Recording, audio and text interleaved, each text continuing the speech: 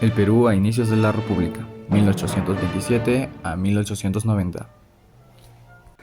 El primer militarismo, 1827 a 1835. El primer militarismo es un periodo inicial del Perú republicano. Fue marcado por la presencia de militares, es decir, modelos de gobierno ejercidos por los caudillos que lucharon en la independencia del Perú. En el año 1821, José de San Martín proclamó la independencia del Perú y asumió el poder. Después de establecer la Asamblea Constituyente, que fue meses después, se dio cuenta que el ejército realista controlaba una muy buena parte del Perú y San Martín pidió ayuda a Simón Bolívar.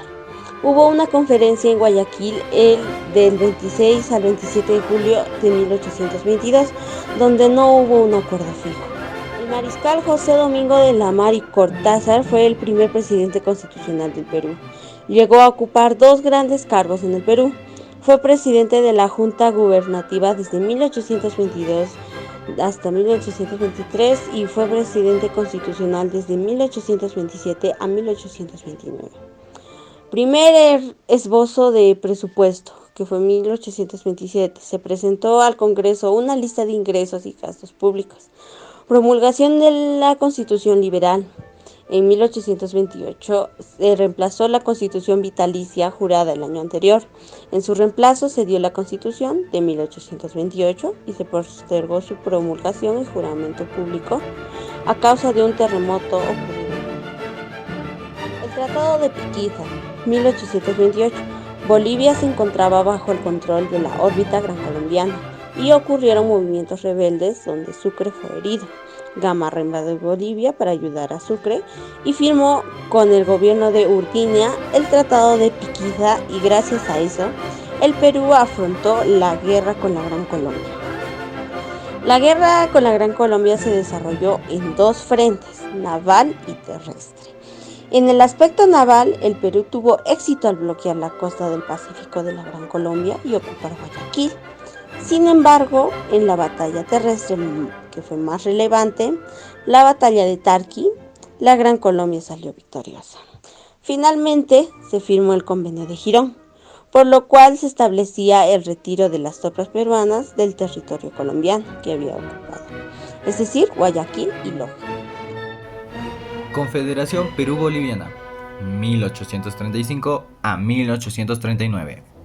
La Confederación Perú-Boliviana, liderada por Andrés de Santa Cruz, surgió en el siglo XIX con el objetivo de unir políticamente a Perú y Bolivia para enfrentar desafíos internos y externos. En 1829, Santa Cruz asumió el poder en Bolivia y en 1836 se firmó el Pacto de Confederación entre Bolivia y Perú, estableciendo así la Confederación Perú-Boliviana. Santa Cruz y Orbegoso convocaron a 3 asambleas que integraron a nuestro país y Bolivia. En la asamblea de Sicuani, marzo de 1836, se reunieron los departamentos de Arequipa, Ayacucho, Cusco y Puno para formar el Estado sur peruano. En la asamblea de Huaura, agosto de 1836, se reunieron los departamentos de Lima, Amazonas, Junín y La Libertad para formar el Estado norperuano. Y en la asamblea de Tapacarí, junio de 1836, se autorizó al Estado boliviano a confederarse con los estados peruanos. Así, un 28 de octubre de 1836 se estableció oficialmente la Confederación Perú-Boliviana y Santa Cruz fue nombrado Supremo Protector con plenos poderes ejecutivos. Como medida económica se declaró a Paita, Callao, Arica y Cobija como puertos libres al comercio europeo y norteamericano, en medida que afectaba directamente a Chile. Era una guerra económica declarada. En el plano interno, la región del norte del Perú exhibía férrea oposición a la Confederación, mientras que en el sur, Arequipa se mostró favorable al proyecto confederado. Muchos caudillos como Ramón Castilla, Agustín Gamarra, Vivanco, Felipe Pardo y Aliaga marcharon exiliados a Chile y desde allí conspiraron contra Orbegoso y Santa Cruz. Jorge Basadre cuenta ciertas semejanzas entre la figura de Santa Cruz y Napoleón Bonaparte. Dice Basadre: Santa Cruz, en su vida y en su obra, trató de imitar al emperador Corso. También, él promulgó códigos a los que le dio su nombre. Creó el título de protector de los estados norte y sur, como Bonaparte, el de protector de la Confederación del Rin. El primer ministro Diego Portales, chileno, había advertido sobre lo nefasto que significaba para Chile que el Perú y Bolivia se unieran en un solo gran estado. Para Portales, la guerra contra la Confederación significaba la lucha por la segunda independencia de Chile. Chile declaró la guerra a la Confederación y envió expediciones que buscarían restaurar la situación de Perú y Bolivia de 1835. La primera estuvo al mando del chileno Manuel Blanco Encalada. Los restauradores, después de desembarcar en Islay, ingresaron a Arequipa a fines de 1837. Los confederados actuaron rápidamente, rodearon a los invasores y los obligaron a rendirse. La segunda expedición fue comandada por Manuel Bulnes, secundada por Gamarra. Desembarcaron en Ancón. Fuerzas de Orbegoso salieron al frente en portada de guía y fueron dispersadas en agosto de 1838. Orbegoso se refugió en el Real Felipe y ante esto, Santa Cruz lo reemplazó en la presidencia del estado norperuano y puso en su lugar a Ribagüero. La lucha se definió en la Sierra Norte.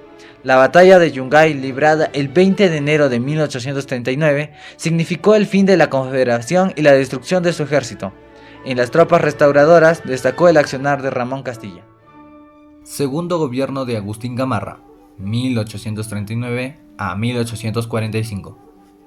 Tras la derrota de Santa Cruz, Gamarra convocó a un Congreso Constituyente que lo nombró presidente provisional de la República en junio de 1840. Ese mismo año proclamó una constitución que le daba mayor autoridad al Ejecutivo. La idea de Gamarra era restaurar la Confederación, pero bajo su mando, con esa intención, invadió Bolivia. Tras algunos éxitos iniciales, el ejército peruano fue derrotado en la batalla de Ingavi el 18 de noviembre de 1841 y Gamarra murió en el enfrentamiento. El caos y la anarquía imperaron en el panorama político. La presidencia fue asumida por Manuel Méndez. Sin embargo, varios militares se disputaron el poder. Francisco Vidal, Juan Crisóstomo Torrico, Antonio Gutiérrez. Vidal se impuso y asumió el mando. Manuel Vivanco, que era ministro de guerra, se levantó contra Vidal y se proclamó en Arequipa supremo dictador del Perú el 28 de enero de 1843. Vivanco formó su propia asamblea constituyente, desconociendo la constitución. Ante esa muestra de autoritarismo, se formó un movimiento contra Vivanco, que fue liderada por Ramón Castilla, quien venció a Vivanco en Carmen Alto, Arequipa, junio de 1844. Méndez fue reinstituido en el poder y convocó a elecciones. En ellas triunfó Castilla, que asumió el poder en 1845. La era del guano. Prosperidad falaz. 1845 a 1866. A mediados del siglo XIX, el Estado peruano encontró una fuente de ingresos económicos. Ello se debió al guano acumulado por siglos en las islas y litoral peruano.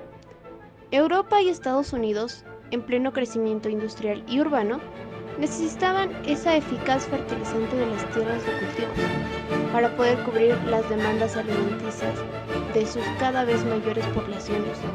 El Estado primero no explotó directamente el guano, sino que buscó ofrecer a terceros su explotación y comercialización para obtener beneficios inmediatamente. Luego, el Estado se encargó de explotar directamente y vender el guano a varias compañías extranjeras, encabezadas por la Casa Gibbs.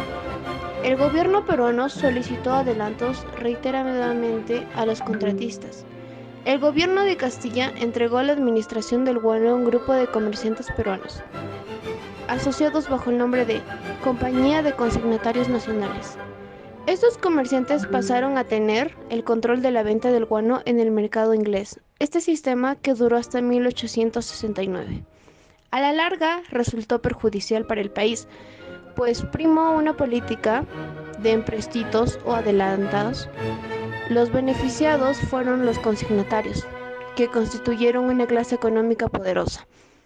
El historiador Jorge Basadre llamó prosperidad falaz a la etapa del guano, debido a que si bien el Estado se vio de pronto con grandes recursos, no los empleó correctamente para que el país tuviera un desarrollo sostenido.